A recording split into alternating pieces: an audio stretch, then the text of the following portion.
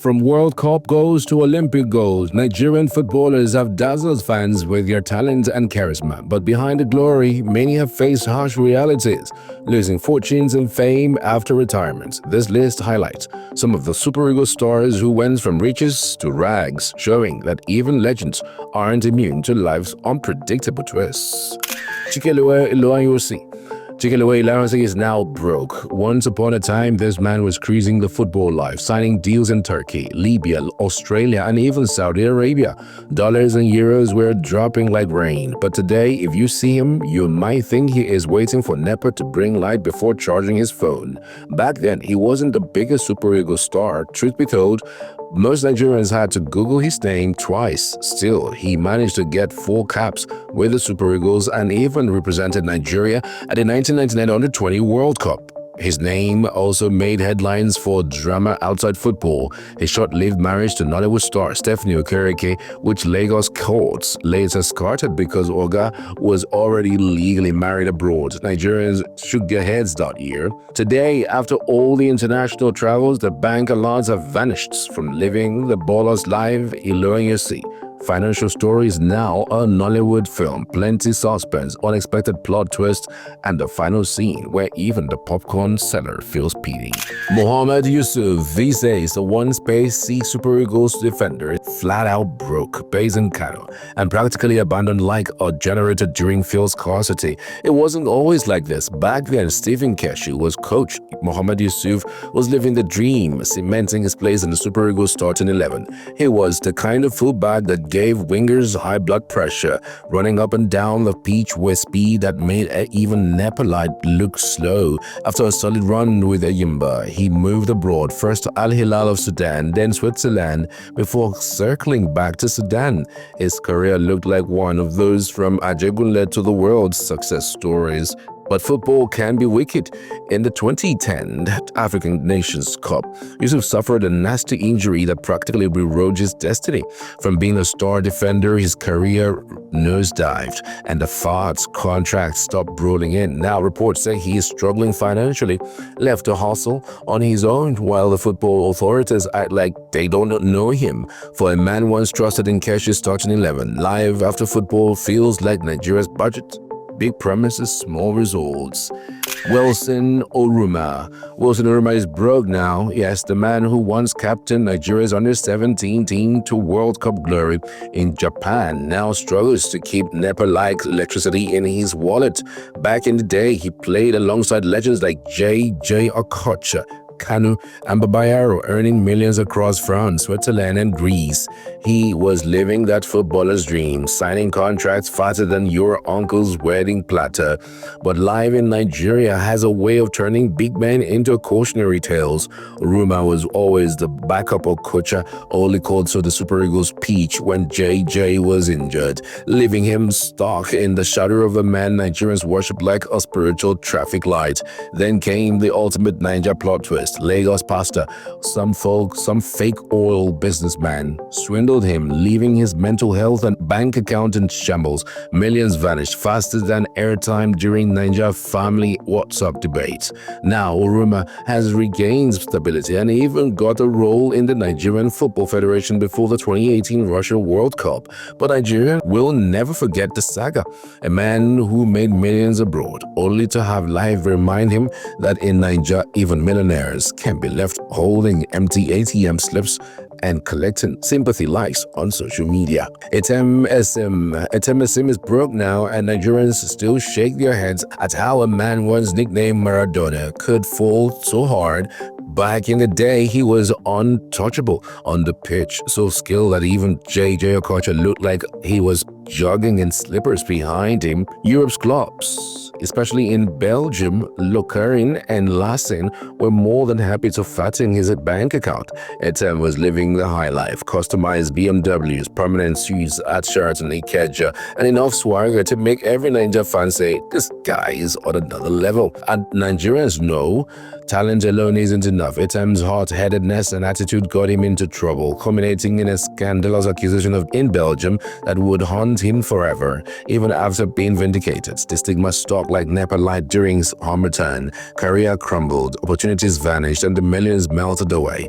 From customized cars being seized for unpaid bills to bouncing between Super Eagles scams asking for money from colleagues, Ethem's life became a cautionary tale for Nigerian footballers. At least the Nigerian Football Federation stepped in eventually, but the moral was clear. In Nigeria, no matter how much you shine abroad, one wrong move or wild scandal can turn Maradona into a man begging for NEPA-level assistance. Ifeanyi Udeze is broke now, or at least his bank account once looked like it had been hit by a Niger blackout, completely empty. Once an explosive left back for the Super Eagles between 2000 and 2006. He graduated from the Golden Eaglets and looked set to live the life every Nigerian footballer dreams of.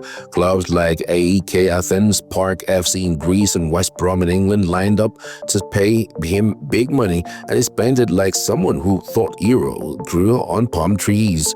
But as Nigerians know too well, living large can quickly turn sour. Udeze's fortune went up in smoke, courtesy of high-stake gambling, luxuries, and a serious love for locally brewed gin. Rumor has it that he even indulged in street gambling back in Ajegunle, rubbing shoulders with people you wouldn't want your mama to meet.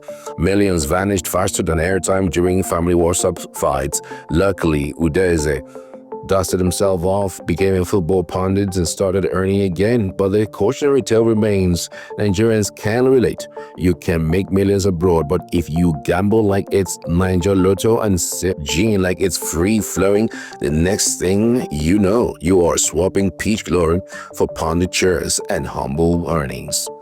Taribo West is broke now, well, broke-ish, if you don't count his massive Lagos mansion. The man with the wildest hair in football history once toured over Europe as one of the most successful Nigerian central defenders ever.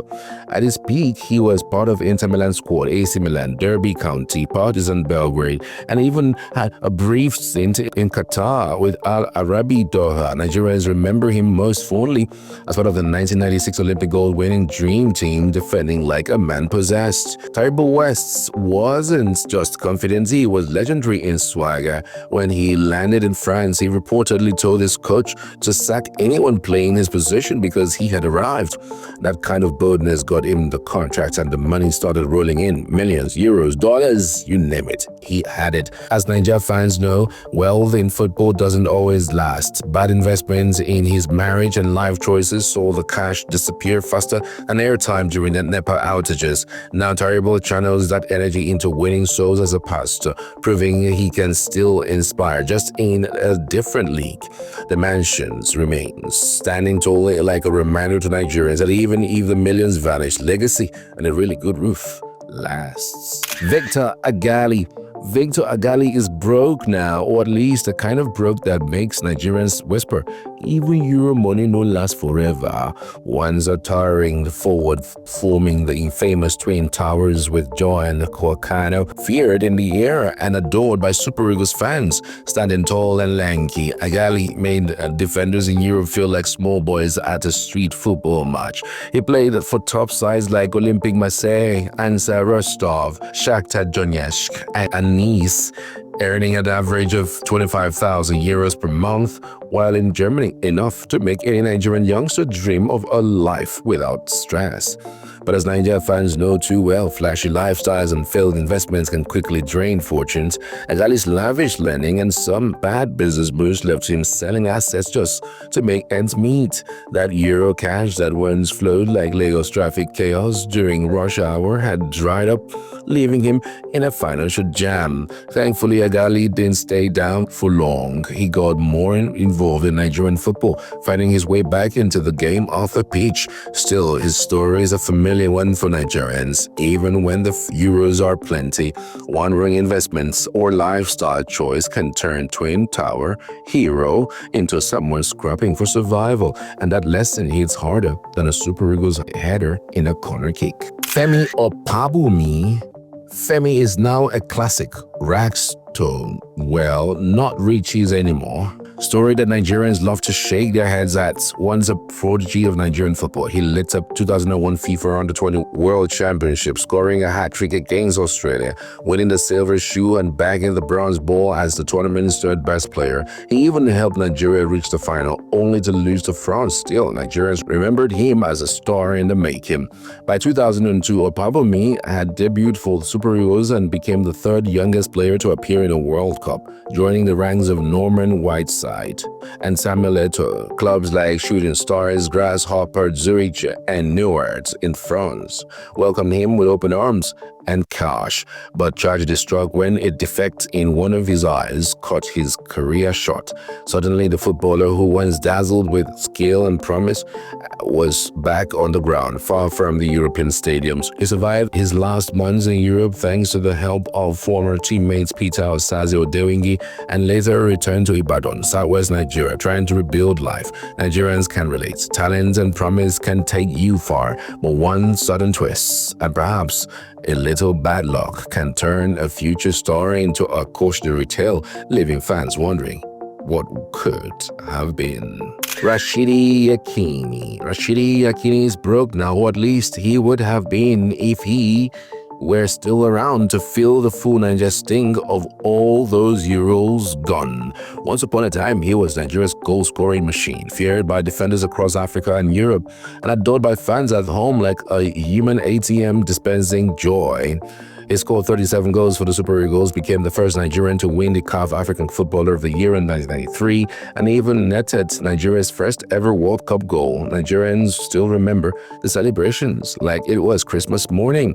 Yakini's career spans over 2 decades, taking him to clubs in Portugal, 6 other countries, and countless stadiums where he made defenders look like they were trying to catch ghosts. Money? Plenty, fame maximum, but as Nigerians know, fame and euros can vanish faster than airtime during NEPA outage season. Mental health struggles, unkept promises from home, and life's cruel twist left him unable to enjoy the riches he had worked for. By the time he passed in 2012, poverty had crept in, proving a harsh lesson for Nigerians. Even legends can go from goal-scoring hero to struggling to keep NEPA lights level pockets. Fame doesn't pay bills if no one remembers to cash the checks. Celestine Babayaro is broke now. He went from Chelsea millionaire to court-declared bankrupt, proving that even Super Eagles legends aren't immune to Niger-style financial wahala. Once a star of the 1996 Olympic gold-winning team, Babayaro showed early flashes of brilliance as Nigeria's best left-back. Clubs in England and Belgium couldn't get enough of him, and at his peak at Chelsea, £25,000 to £30,000 per week, enough to make any Nigerian youngster dream of a life without stress or NEPA worries. But as Nigerians know too well, flashy lifestyles have a way of catching up. Babayaro spent like a man who thought pounds grew on trees, splurging on exotic items, luxurious living, and women who matched his extravagant habits. Even his neighbors noticed the change. His once perfect house started looking like Ajegunle after rain, and his new things suddenly looked suspiciously second-hand. By 2010, Babayaro had declared himself bankrupt in a Croydon court, with official confirmation following in 2011. Nigerians could only shake their heads. Here was a man who had once earned more in a week than most would see in a lifetime, reduced to harsh reality that even Dream Team glory and Premier League millions can vanish if you live like there is no tomorrow. So if you enjoyed the video, quickly hit the subscribe button and like this video right here on your screen. Here is a video ready for you to watch, and trust me, you don't want to skip it. Just click on it now. Yes, go ahead and tap it so you can jump straight into the next video. Don't wait until this video ends because it will go away. Click now and I will see you in the next video.